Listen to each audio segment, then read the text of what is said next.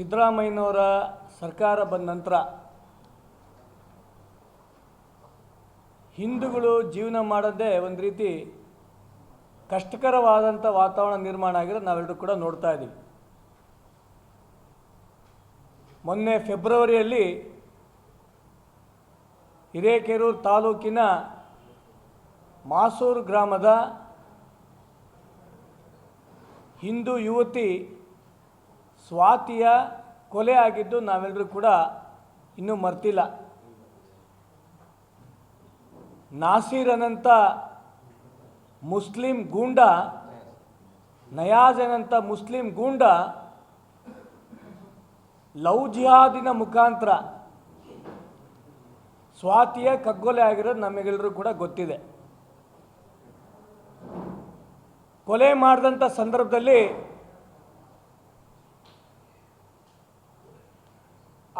ಇಡೀ ಕುಟುಂಬದಲ್ಲಿ ತಂದೆ ಇಲ್ಲ. ಸ್ವಾತಿಗೆ ಕೊಲೆ ಆಗಿದ್ದು ಅವ್ರು ಕಂಪ್ಲೇಂಟ್ ಕೊಟ್ಟಿದ್ದು ಫೆಬ್ರವರಿ 4ನೇ ತಾರೀಕು. ಮೃತದೇಹ ಸಿಕ್ಕಿದ್ದು ಫೆಬ್ರವರಿ 7ನೇ ತಾರೀಕಿಗೆ ಸಿಕ್ಕಿದೆ. ಅವ್ರ ಮನೆಗೆ ಯಾವುದೇ ಇನ್ಫಾರ್ಮೇಷನ್ ಕೂಡ ಕೊಡ್ದಲ್ಲೇ ಪೊಲೀಸರೇ ಅದನ್ನು ಉಣಾಕಿರೋದು. ರಾಜ್ಯ ಸರ್ಕಾರನೇ ಈ ಒಂದು ಲವ್ ಜಿಹಾದ್ನಲ್ಲಿ ಇನ್ವಾಲ್ವ್ ಆಗಿದೆಯಾ ಅನ್ನೋಂಥ ಪ್ರಶ್ನೆ ಪ್ರತಿಯೊಬ್ಬ ಹಿಂದುವಿನಲ್ಲೂ ಕೂಡ ಪ್ರಶ್ನೆ ಮೂಡ್ತಾ ಇದೆ. ಏನಿತ್ತು ಅಷ್ಟೊಂದು ತತ್ಕ್ಷಣ ಬಾಡಿನ ಉಣಂಥದ್ದು ಏನಿತ್ತು? 8ನೇ ತಾರೀಕು ಅವ್ರ ತಾಯಿಯವರಿಗೆ ಮಾಹಿತಿ ಕೊಡೋಂಥದ್ದು ಏನಿತ್ತು? ಯಾಕೆ ಇದನ್ನು ಇಷ್ಟು ಬೇಗ ತರಾತುರಿಯಲ್ಲಿ ಆ ಒಂದು ಮೃತದೇಹನ ಬಾಡಿನ ದಫನ್ ಮಾಡೋಂಥದ್ದು ಏನಿತ್ತು? ಇದೆಲ್ಲದರ ಒಂದು ಪ್ರಶ್ನೆಗೆ ಏಪ್ರಿಲ್ 23ನೇ ತಾರೀಕು ಪ್ರತಿಯೊಬ್ಬ ಹಿಂದೂ ಬಾಂಧವರಿಗೂ ಕೂಡ ನಾನು ಕರೆ ಕೊಡ್ತಾ ಇದ್ದೀನಿ. ಈ ಒಂದು ಸ್ವಾತಿಯ ಹತ್ಯೆ ಏನಾಗಿದೆ, ಈ ಹತ್ಯೆಯ ರೂವಾರಿ ಯಾರಿದ್ದಾನೆ ಆತ, ಅವನಿಗೆ ಗಲ್ಲು ಶಿಕ್ಷೆ ಆಗಬೇಕು. ಎರಡನೇದು, ಆ ಇಡೀ ಕುಟುಂಬಕ್ಕೆ ಕೇವಲ 5 ಲಕ್ಷ ರೂಪಾಯಿ ಮಾತ್ರ ಸರ್ಕಾರದಿಂದ ಪರಿಹಾರ ಕೊಟ್ಟಿದ್ದಾರೆ.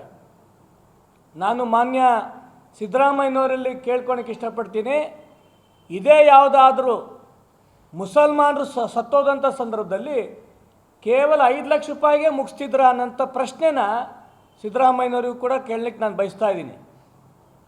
ಯಾಕೆ ಹಿಂದೂ ಹೆಣ್ಮಕ್ಳು ಯಾರೂ ಕೂಡ ಜೀವನ ಮಾಡಬಾರ್ದ? ಆ ಒಂದು ಮನೆಗೆ ತತ್ಕ್ಷಣ 10 ಲಕ್ಷ ರೂಪಾಯಿ ಪರಿಹಾರ ಕೊಡಬೇಕು. ಮೂರನೇದು, ಆ ಒಂದು ಮನೆಗೆ ಸರ್ಕಾರದಿಂದ ಯಾವುದಾದ್ರು ತಕ್ಷಣ ಕೆಲಸ ಕೊಡಬೇಕು.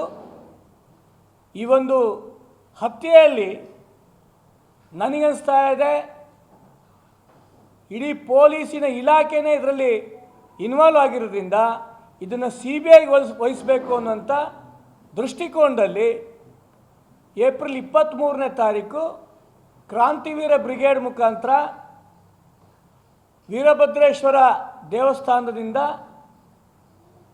ಹೊಸಮನೆ ಸಿದ್ದಪ್ಪ ಸರ್ಕಲ್ವರೆಗೂ ಒಂದು ಬೃಹತ್ ಪ್ರತಿಭಟನಾ ಮೆರವಣಿಗೆಯನ್ನು ನಾವು ಹಮ್ಮಿಕೊಂಡಿದ್ದೀವಿ. ಈ ಒಂದು ಪ್ರತಿಭಟನಾ ಮೆರವಣಿಗೆಯಲ್ಲಿ ರಾಜ್ಯದ ಅನೇಕ ಮಠಾಧೀಶರು, ಮಾನ್ಯ KS ಈಶ್ವರಪ್ಪನವರು, ಈ ರೀತಿ ಅನೇಕ ನಾಯಕರುಗಳೆಲ್ಲ ಭಾಗವಹಿಸ್ತಾ ಇದ್ದಾರೆ. ಇದರ ಜೊತೆಗೆ ಕರ್ನಾಟಕ ರಾಜ್ಯದಲ್ಲಿ ಮುಸಲ್ಮಾನರಿಗೆ 4% ಗುತ್ತಿಗೆಯಲ್ಲಿ ಮೀಸಲಾತಿ. ನಾನು ಮಾನ್ಯ ಸಿದ್ದರಾಮಯ್ಯನವ್ರು ಕೇಳ್ಕೊಳಕ್ಕೆ ಇಷ್ಟಪಡ್ತಾ ಇದ್ದೀನಿ, ಕರ್ನಾಟಕದಲ್ಲಿರ್ತಕ್ಕಂಥ ಹಿಂದೂಗಳು ಏನು ತಪ್ಪು ಮಾಡಿದ್ದಾರೆ? ಹಿಂದೂಗಳು ಯಾರು ಕೂಡ ಇವರಿಗೆ ಓಟ್ ಹಾಕಿಲ್ವಾ, ಮತ ಹಾಕಿಲ್ವಾ? ಮುಸಲ್ಮಾನರು ಮಾತ್ರ ಇವರಿಗೆ ಮತ ಹಾಕಿ ಗೆಲ್ಲಿಸ್ಕೊಟ್ಟಿದ್ದಾರ? ಇಡೀ ಹಿಂದೂ ಸಮಾಜ ಇದನ್ನು ಖಂಡಿಸ್ತೇವೆ. ಮತ್ತು ಕ್ರಾಂತಿವೀರ ಬ್ರಿಗೇಡ್ ಯಾವುದೇ ಕಾರಣಕ್ಕೂ ಕೂಡ ಆ ಒಂದು 4% ಮೀಸಲಾತಿ ಬರಲಿಕ್ಕೆ ನಾವು ಬಿಡಲ್ಲ. ಇದನ್ನು ತಕ್ಷಣ ಅವರು ವಾಪಸ್ ತಗೊಬೇಕು ಅನ್ನೋಂಥ ಈ ಎರಡೂ ಹೋರಾಟಗಳನ್ನು ನಾವು ಏಪ್ರಿಲ್ 23ನೇ ತಾರೀಕು ಹಾವೇರಿ ಜಿಲ್ಲೆಯಲ್ಲಿ ನಾವು ಹಮ್ಮಿಕೊಂಡಿದ್ದೀವಿ. ಇದಕ್ಕೆ ಪ್ರತಿಯೊಬ್ಬ ಹಿಂದೂ ಬಾಂಧವರು ಕೂಡ ಸಹಕಾರ ಕೊಡಬೇಕು. ಇದರಲ್ಲಿ ಯಾವುದೇ ಕಾರಣಕ್ಕೂ ಕೂಡ ಯಾವ ಪಕ್ಷ ಭೇದ ಮರೆತು ನಾವೆಲ್ಲರೂ ಕೂಡ ಒಗ್ಗಟ್ಟಾಗಿ ಆ ಒಂದು ಕುಟುಂಬಕ್ಕೂ ಕೂಡ ನಾವು ನ್ಯಾಯ ಒದಗಿಸೋಣ. ಜೊತೆಗೆ ಈ 4% ಮೀಸಲಾತಿಯನ್ನು ಮಾಡಬೇಕು ಅಂತ ಹೊರಟಿದ್ದಾರೆ, ಅದನ್ನು ಕಿತ್ತೋಗಿಬೇಕು ಅಂತಲೂ ಕೂಡ ಈ ಒಂದು ಸಂದರ್ಭದಲ್ಲಿ ನಾನು ಕೇಳ್ಕೊಳಕ್ಕೆ ಬಯಸ್ತಾ ಇದ್ದೀನಿ.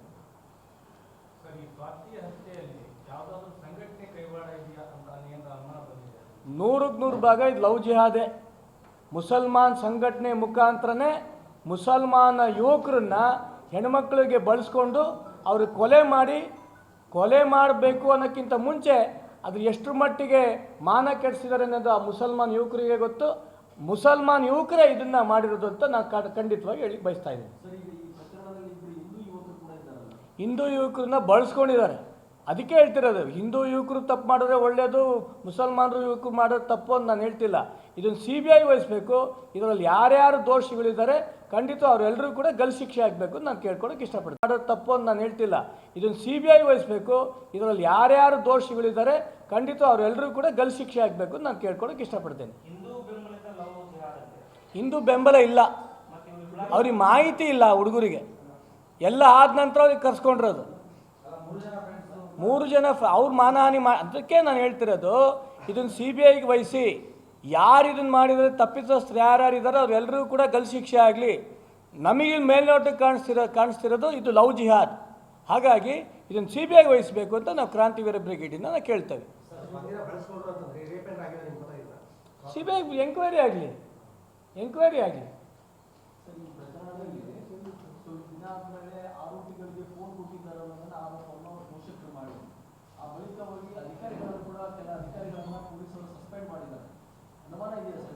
ನಾನು ಅದಕ್ಕೆ ಹೇಳ್ತಾರೆ ಸರ್, ಈಗ ಮೃತದೇಹನ ಆ ಒಂದು ಕುಟುಂಬಕ್ಕೆ ಹೇಳ್ದಲ್ಲೇ ಯಾಕೆ ಉಣಿದ್ರು? ಅಷ್ಟೊಂದು ಅಂಥ ಅರ್ಜೆಂಟ್ ಏನಿತ್ತು? 8ನೇ ತಾರೀಕೆ ಇವ್ರಿಗೆ ಯಾಕೆ ಫೋನ್ ಮಾಡಬೇಕಿತ್ತು? ಬಾಡಿ ಇದ್ದಂಥ ಸಂದರ್ಭದಲ್ಲೇ ಅವ್ರು ಅದನ್ನು ಹೇಳ್ಬೋದಿತ್ತಲ್ಲ. ಈಗ 8 ದಿನ 10 ದಿನ 15 ದಿನ 20 ದಿನ ಗಟ್ಟಲೆ ಬಾಡಿಗಳು ಇಟ್ಕೊತಾರೆ. ಅದ್ರ ಬಗ್ಗೆ ನಾನೀಗ ಚರ್ಚೆ ಮಾಡೋಕ್ಕೆ ಹೋಗಲ್ಲ. ಹಾವೇರಿ ಬಗ್ಗೆ ನಾನು ಹೇಳ್ತಿರೋದು, ಏನೇ ಆದ್ರೂ ಕೂಡ ಆ ಕುಟುಂಬಕ್ಕೆ ಹಿರೇಕೆರೂರು ತುಂಬ ದೂರ ಇಲ್ಲ, 15-20 ನಿಮಿಷಕ್ಕೆ ಬರ್ಬೋದಿತ್ತು. ಏನು ಅಷ್ಟು ತರಾತುರಿ ಏನಿತ್ತು? ರಾಜ್ಯ ಸರ್ಕಾರ ಮತ್ತು ಪೊಲೀಸ್ ಡಿಪಾರ್ಟ್ಮೆಂಟ್ ಇಬ್ಬರದ್ದು ಕೂಡ ವೈಫಲ್ಯ ಇದೆ. ಆಗ ಅದಕ್ಕೋಸ್ಕರ ನಾನು ಹೇಳ್ತಿರೋದು, ಇದನ್ನು CBI ತನಿಖೆಗೆ ವಹಿಸಿ ಅಂತ ಈ ಸಂದರ್ಭದಲ್ಲಿ ಕೇಳ್ಕೊಳಕ್ಕೆ ಇಷ್ಟಪಡ್ತೇನೆ. ಈಗ ಹುಬ್ಬಳ್ಳಿ ನೇಹ ಹತ್ಯೆ ಪ್ರಕರಣ ಆಗಿ ಇವತ್ತು 1 ವರ್ಷ ಆಗಿದೆ. ಇನ್ನೂ ಕೂಡ ಆರೋಪಿಗಳಿಗೆ ಸೂಕ್ತವಾಗಿ ನ್ಯಾಯ ಸಿಕ್ಕಿಲ್ಲ ಅಂತೇಳಿ ಅವರು ತಂದೆ ತಾಯಿ ಕಣ್ಣೀರಾಗ್ತಾ ಇದ್ದಾರೆ. ಅದೇ ಈಗ ಹಿಂದೂ ಹೆಣ್ಮಕ್ಳು ಅಂತಿದ್ದಂಗೆ ಇವ್ರನ್ನ ಯಾವ ರೀತಿ ಬೆಳೆಸ್ಕೊಬೇಕು ಅನ್ನೋದು ಪೂರ್ವ ನಿರ್ಧಾರಿತವಾಗಿ ಎಲ್ಲ ಕೆಲಸ ಮಾಡ್ತಾ ಇದ್ದಾರೆ. ಇದೇ ಒಂದು ರೀತಿಯಾದಂಥ ಲವ್ ಜಿಹಾದ್ ಆಗ್ತಿರೋದ್ರಿಂದ ರಾಜ್ಯ ಸರ್ಕಾರ ಇದನ್ನು ತಕ್ಷಣ ನಿಲ್ಲಿಸೋ ದೃಷ್ಟಿಯಲ್ಲಿ ಏನೇನು ಕ್ರಮ ಕೈಗೊಳ್ಳಬೇಕು ಅದನ್ನೆಲ್ಲ ಕೈಗೊಳ್ಳಬೇಕು ಅಂತಲೇ ಈ ಒಂದು ಪ್ರತಿಭಟನೆ ನಾವು ಮಾಡ್ತಾ ಇದ್ದೀವಿ.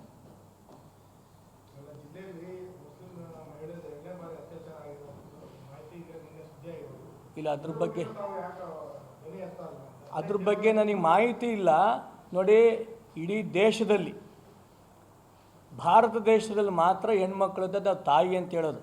ಅದು ಮುಸ್ಲಿಂ ಹೆಣ್ಮಗಳಿರ್ಬೋದು, ಹಿಂದೂ ಹೆಣ್ಮಗಳಿರ್ಬೋದು, ಯಾವುದೇ ಹೆಣ್ಮಗಳಿಗೂ ಕೂಡ ತೊಂದರೆ ಆದಂಥ ಸಂದರ್ಭದಲ್ಲಿ ನಾವು ಅದನ್ನು ಖಂಡಿಸ್ತೀವಿ. ಅವಳು ಮುಸ್ಲಿಂ ಹೆಣ್ಮಗಳು ಹಾಗಾಗಿ ಅದಾಗಲಿ ಅಂತ ನಾವು ಯಾರು ಕೂಡ ಹಿಂದೂಗಳು ನಾವು ಯಾವುದು ಕೂಡ ನಾವು ಹೇಳಲಿಕ್ಕೆ ಬಯಸಲ್ಲ. ಆ ಹೆಣ್ಮಗಳಿಗೂ ಕೂಡ ನ್ಯಾಯ ಸಿಗಲಿ ಅಂತ ನಾನು ಈ ಸಂದರ್ಭದಲ್ಲಿ ಕೇಳ್ತೇನೆ. ನಂಗೆ ಈಗ ಮಾಹಿತಿ ಇದೆ, ನಾವು 23ನೇ ತಾರೀಕು ಖಂಡಿತ ಹೋಗ್ತೀವಿ.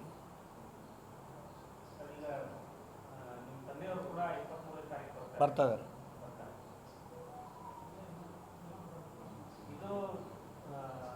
ಹಿಂದೆ ಆದಂತಹ ನಿಮ್ಮ ತಂದೆಯವರು ರಾಯಣ್ಣ ಬ್ರಿಗೇಡ್ ಏನು ಮಾಡಿದ್ರು ಹಿಂದೆ ಎಲ್ಲ ಅಲ್ಲಿಂದ ಮುಖಂಡರು ಸೇರಿಸಿ ಈಗ ಇದೇ ರೀತಿಯಾಗಿ ಸಂಘಟನೆ ಮುಖಾಂತರ ತಾವು ಹೋರಾಟವನ್ನು ತೆಗೆದುಕೊಳ್ತಾ ಇದ್ದೀವಿ. ಇದು ಒಂದು ರೀತಿ ಬಿಜೆಪಿಯಿಂದ ಉಚ್ಚಾಟನೆ ಮಾಡಿದ್ದಕ್ಕೆ ಒಂದು ರೀತಿ ಟಕ್ಕರ ಅಂತ ಹೇಳ್ಬೋದು ಅಂತ ಇದೆ. ಸಂಗೊಳ್ಳಿ ರಾಯಣ್ಣ ಬ್ರಿಗೇಡ್ ಮಾಡಿದಂಥ ಸಂದರ್ಭದಲ್ಲಿ ಆ ಒಂದು ಯಶಸ್ಸು ನಮ್ಮೆಲ್ಲರೂ ಕೂಡ ತುಂಬ ಸಂತೋಷ ಕೊಟ್ಟಿತ್ತು. ಹೈಕಮಾಂಡ್ ಮತ್ತು ರಾಷ್ಟ್ರೀಯ ಸ್ವಯಂ ಸೇವಕ ಸಂಘ ಹೇಳ್ತು ಇದನ್ನು ತಕ್ಷಣ ನಿಲ್ಲಿಸ್ಬೇಕಪ್ಪ ಅಂತೇಳಿ ನಾವು ತಕ್ಷಣ ಅದನ್ನು ಆ ಸಂದರ್ಭದಲ್ಲಿ ನಿಲ್ಲಿಸಿದ್ವಿ. ಆದರೆ ಈಗ ಕ್ರಾಂತಿವೀರ ಬ್ರಿಗೇಡನ್ನು ನಾವು ಪ್ರಾರಂಭ ಮಾಡಿರೋದು ಇದು ರಾಜಕೀಯೇತರವಾದಂಥ ಒಂದು ಸಂಘಟನೆ. ಇದಕ್ಕೂ ಬಿ ಜೆ ಪಿಗೂ ಯಾವುದೇ ರೀತಿಯಾದಂಥ ಸಂಬಂಧ ಇಲ್ಲ. ಇಲ್ಲಿ ನೀವು ವೇದಿಕೆ ಮೇಲೆ ಕೂತಿರೋ ನೋಡ್ಬೋದು, ಕಾಂಗ್ರೆಸ್ನವ್ರು ಇದ್ದಾರೆ, ಜೆ ಡಿ ಎಸ್ನವ್ರು ಇದ್ದಾರೆ, ಬಿ ಜೆ ಪಿಯವರು ಇದ್ದಾರೆ. ಎಲ್ಲರೂ ಕೂಡ ಸೇರ್ಕೊಂಡು ನಾವು ಹಿಂದೂ ಸಮಾಜಕ್ಕೆ ಆದಂಥ ಅನ್ಯಾಯನ ನಾವು ಖಂಡಿಸೋಕ್ಕೋಸ್ಕರ ನಾವು ಇಡೀ ರಾಜ್ಯದಲ್ಲಿ ನಾವು ಹೋರಾಟ ಮಾಡ್ತಿರೋದು. ಇದಕ್ಕೂ ಕೂಡ ಬಿ ಜೆ ಪಿಗೂ ಟಕ್ಕರ್ ಕೊಡೋಂಥ ವ್ಯವಸ್ಥೆ ಏನಿಲ್ಲ. ಅವರು ಪ್ರತಿಭಟನೆಗಳು ಮಾಡಲಿ, ನಾವು ಕೂಡ ಪ್ರತಿಭಟನೆ ಮಾಡ್ತಾ ಹೋಗ್ತೀವಿ. ಇದರಲ್ಲಿ ಬಿ ಜೆ ಪಿ ಮುಖಂಡರು ಇದ್ದಾರೆ, ನಾನು ಅದೇ ಹೇಳ್ತಾ ಇದ್ದೀನಿ. ಇವರೆಲ್ಲ ಲೋಕಲ್ಲೇ ಬಿ ಜೆ ಪಿ ಇದ್ದಾರೆ, ಕಾಂಗ್ರೆಸ್ನವ್ರು ಇದ್ದಾರೆ, ಜೆ ಡಿ ಎಸ್ನವ್ರು ಇದ್ದಾರೆ, ತಾಲೂಕ್ ಪಂಚಾಯತ್ ಮೆಂಬರ್ ಇದ್ದಾರೆ, ಜಿಲ್ಲಾ ಪಂಚಾಯತ್ ಮೆಂಬರ್ ಇದ್ದಾರೆ, ಎಲ್ಲರೂ ಇದ್ದಾರೆ.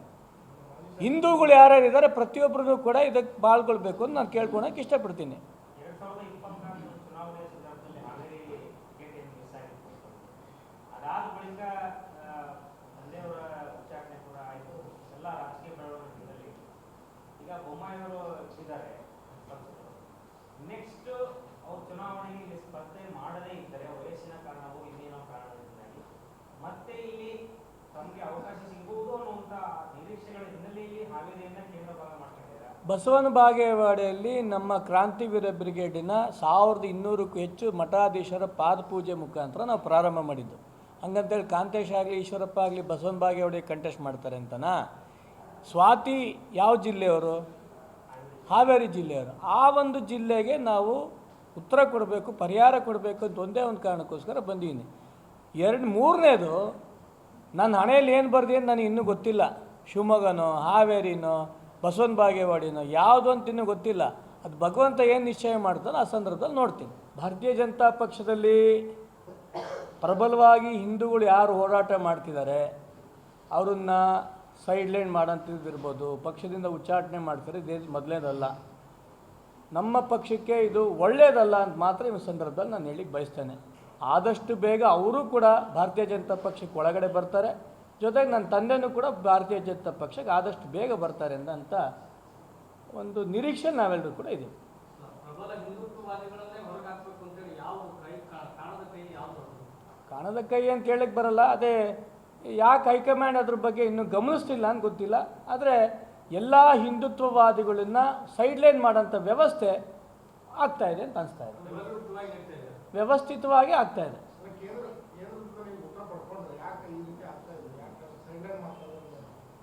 ಅದಕ್ಕಿನ್ನೂ ಉತ್ತರ ಅದೇ ಹೇಳ್ತೀನಲ್ಲ. ಈಗ ಬಸವನಗೌಡ ಪಾಟೀಲ್ ಯತ್ನಾಳ್ ಅವರು ಇರ್ಬೋದು, ಕೆ ಎಸ್ ಈಶ್ವರಪ್ಪನವ್ರು ಇರ್ಬೋದು, ಅನಂತಕುಮಾರ್ ಹೆಗಡೆ ಇರ್ಬೋದು, ಪ್ರತಾಪ್ ಸಿಂಹ ಇರ್ಬೋದು, ಸಿ ಟಿ ರವಿಯವರು ಇರ್ಬೋದು, ಎಲ್ಲ ಹಿಂದುತ್ವವಾದಿಗಳನ್ನು ಸೈಡ್ಲೈನ್ ಮಾಡೋಂಥ ವ್ಯವಸ್ಥಿತವಾದಂಥ ಪಿತೂರಿ ಆಗ್ತಾ ಇದೆ. ಇದು ಯಾವುದೋ ಒಂದು ಜಾತಿಗೆ ಸೀಮಿತವಾದಂಥ ಪಕ್ಷ ಅಲ್ಲ. ಇಡೀ ಹಿಂದೂ ಸಮಾಜದ ಪಕ್ಷ ಭಾರತೀಯ ಜನತಾ ಪಕ್ಷ ಆಗಬೇಕು ಅಂತ ನಮ್ಮೆಲ್ಲರೂ ಕೂಡ ಅನಿಸಿರೋದ್ರಿಂದ ಆದಷ್ಟು ಬೇಗ ಹೈಕಮಾಂಡ್ ಇದ್ರ ಬಗ್ಗೆ ಗಮನ ಹರಿಸತ್ತೆ ಅಂತ ನನಗೆ ಅನಿಸ್ತಾ ಇದೆ. ಈಗಿನ ಲೆಕ್ಕದ ಪ್ರಕಾರ ಒಂದು ಸಮುದಾಯಕ್ಕೆ ಮಾತ್ರ ಭಾರತೀಯ ಜನತಾ ಪಕ್ಷ ಸೀಮಿತ ಆಗ್ತಾ ಇದೆಯೇನೋ ಅನ್ನೋಂಥ ಅನುಮಾನ ನಮಗಿದೆ. ಅದು ಮುಂದಿನ ದಿನಗಳಲ್ಲಿ ಗೊತ್ತಾಗುತ್ತೆ, ಚುನಾವಣೆಗಳು ನಡೆದಂಥ ಸಂದರ್ಭದಲ್ಲಿ. 100ಕ್ಕೆ 100 ಡ್ಯಾಮೇಜ್ ಆಗುತ್ತೆ, ಖಂಡಿತವಾಗಿಯೂ ಡ್ಯಾಮೇಜ್ ಆಗುತ್ತೆ. ನಮೋ ಆ್ಯಪ್ ಅನ್ನಂಥ ಒಂದೇ ಒಂದು ಆ್ಯಪಲ್ಲಿ ನಾನು ನೋಡ್ದಂಗೆ ಅವರು ಉಚ್ಚಾಟನೆ ಆದ ಮಾರನೇ ದಿನ ಸುಮಾರು ಕರ್ನಾಟಕದಿಂದನೇ 10 ಲಕ್ಷಕ್ಕೂ ಹೆಚ್ಚು ಜನ ಆ ಒಂದು ನಮೋ ಆ್ಯಪನ್ನು ಅನ್ಫಾಲೋ ಮಾಡಿದ್ದು ನಾನು ನೋಡಿದ್ದೀನಿ. ಅಂದರೆ ಇದನ್ನು ಹೈಕಮಾಂಡ್ ಕೂಡ ಗಮನಿಸ್ತಾ ಇದೆ ಅಂತ ನನಗೆ ಕೂಡ ಅನಿಸ್ತಾ ಇದೆ. ನಂಗೆ ಗೊತ್ತಿಲ್ಲ. ಜಾತಿ ಗಣತಿ ವರದಿಯಲ್ಲಿ ಕುರುಬರ ಸಮುದಾಯ ಸಂಖ್ಯೆಯನ್ನು 40% ಸಂಖ್ಯೆಗೆ ತೋರಿಸಿದೆ, ಸೋರಿಕೆ ವರದಿ. ನಿಮಗೇನು ಅನಿಸುತ್ತೆ ಸರ್ ಈ ಗಣತಿ ವರದಿ? 10 ವರ್ಷದಿಂದ ಅನೇಕ ವರ್ಷಗಳಿಂದ ಭಾರತೀಯ ಜನತಾ ಪಕ್ಷ ಹೋರಾಟ ಮಾಡ್ಕೊಳ್ತಾನೆ ಬಂತು, ಜಾತಿ ಗಣತಿ ವರದಿ ತಕ್ಷಣ ಅದನ್ನು ಅನುಷ್ಠಾನಗೊಳಿಸಿ ಅಂತ. ಇವತ್ತು ಮಾನ್ಯ ಸಿದ್ದರಾಮಯ್ಯನವರು ಅದನ್ನು ಮಂಡಿಸಿದ್ದಾರೆ. ಅವರಿಗೆ ಹೃದಯಪೂರ್ವಕವಾದಂಥ ಸ್ವಾಗತ ಬಯಸ್ಲಿಕ್ಕೆ ನಾನು ಇಷ್ಟಪಡ್ತೇನೆ. ಬರೀ ಮಂಡಿಸಿದ್ರೆ ಮಾತ್ರ ಸಾಲದು, ಅದನ್ನು ಅನುಮೋದನೆ ಮಾಡಿ ಅದನ್ನು ಜಾರಿಗೆ ತರಬೇಕು ಅಂತ ಅನೇಕ ವರ್ಷಗಳಿಂದ ಇಡೀ ಸಮಾಜ ನಾವೆಲ್ಲರೂ ಕೂಡ ಅದನ್ನು ಬಯಸ್ತಾ ಇದ್ದೀವಿ. ಸಿದ್ದರಾಮಯ್ಯನವರು ಅದ್ರ ಮನಸ್ಸು ಮಾಡಬೇಕು ಅಂತ ಈ ಸಂದರ್ಭದಲ್ಲಿ ನಾನು ಕೇಳ್ಕೊಳಕ್ಕೆ ಬಯಸ್ತೇನೆ. ಆರ್ಥಿಕ ಸಾಮಾಜಿಕ ಗಣತಿ ಅಂತ ಹೇಳ್ತಾರೆ ಅವರು. ಆರ್ಥಿಕ ಸಾಮಾಜಿಕ ಸ್ಥಾನಮಾನಗಳು ಬದಲಾವಣೆ ಮಾಡೋಂಥ ಅವಕಾಶಗಳು ತುಂಬ ಇದೆ. ಈಗ ಅದೇನು ಕೊಟ್ಟಿದ್ದಾರೆ ಅದನ್ನೇ ನಾವು ಅನುಷ್ಠಾನಗೊಳಿಸ್ಬೇಕು ಅಂತಲೂ ಇಲ್ಲ, ಅದನ್ನು ಬದಲಾವಣೆ ಮಾಡೋಂಥ ಅವಕಾಶವೂ ಕೂಡ ಇದೆ. ಬದಲಾವಣೆ ಮಾಡ್ಬೋದು, ಆದರೆ ಈಗೇನು ಬಂದಿದೆ ಅದು ಖಂಡಿತವಾಗಿ ಸಮಾನ ತಂದಿದೆ. ನಾವೆಲ್ಲರೂ ಕೂಡ ಅದನ್ನು ಸ್ವಾಗತ ಬಯಸ್ತೇವೆ.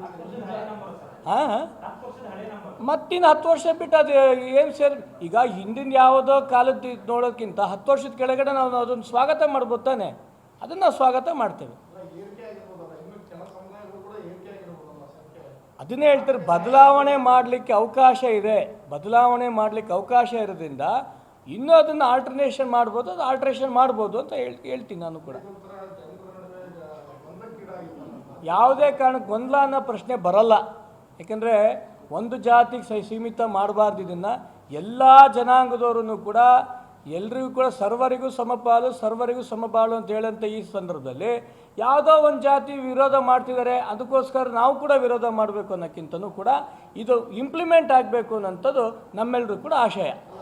ಈ ಜಾತಿಗಣತಿಯ ಪ್ರಕಾರ ಅಲ್ಪಸಂಖ್ಯಾತರು ಬಹುಸಂಖ್ಯಾತರಾಗಿದ್ದಾರೆ, ಇದನ್ನು ನೀವು ಒಪ್ಪಿಲ್ಲ?